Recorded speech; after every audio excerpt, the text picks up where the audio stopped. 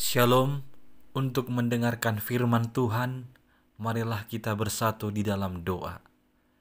Kasih karunia dan damai sejahtera dari Allah Bapa kita dan dari anaknya Tuhan Yesus Kristus kiranya menyertaimu sekalian.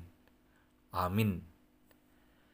Ayat harian untuk kita pada hari Rabu 22 November 2023 tertulis di dalam kitab Mazmur pasal 109 ayat 26.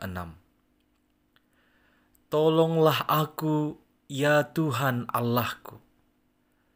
Selamatkanlah aku sesuai dengan kasih setiamu. Saudara-saudari yang dikasihi oleh Tuhan Yesus Kristus, kita diarahkan bagaimana sumber pertolongan yang hanya berasal dari Tuhan Allah. Awal kalimat dimulai dengan sebuah permohonan. Tolonglah aku, ya Tuhan Allahku. Itu dapat dilihat bahwa sumber pertolongan hanya diperoleh dari Tuhan, karena tidak ada yang dapat menandingi kuasanya.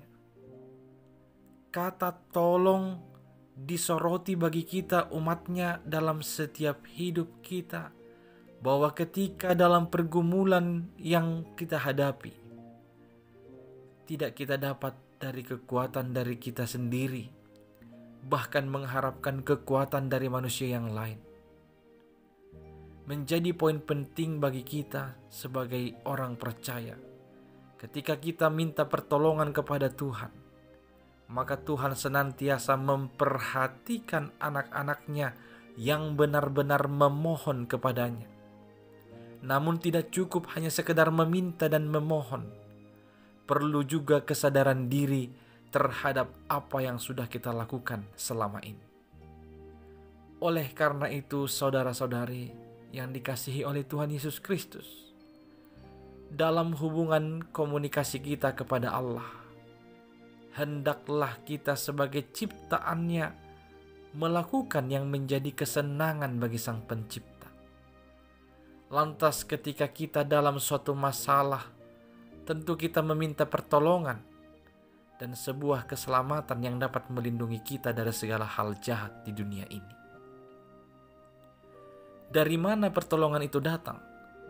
Tentu kuasa Tuhan yang dapat bekerja bagi kita, menaungi kita, melindungi kita dari segala bahaya.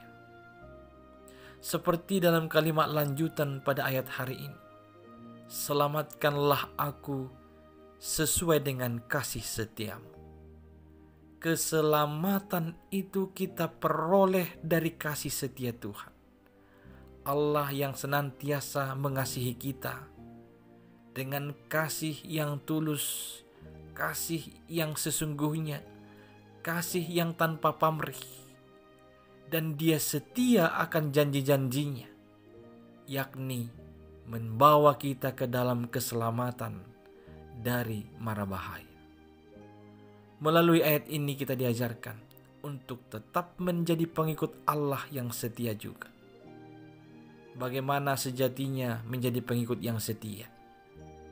Yaitu melakukan yang sesuai dengan kehendak Tuhan. Penggenapan janji yang Yesus lakukan tidak pernah diingkarinya. Tuhan tidak pernah ingkar terhadap janji-janjinya. Dia setia terhadap setiap janjinya. Ketika Tuhan memberikan suatu janji, maka Dia akan memenuhinya.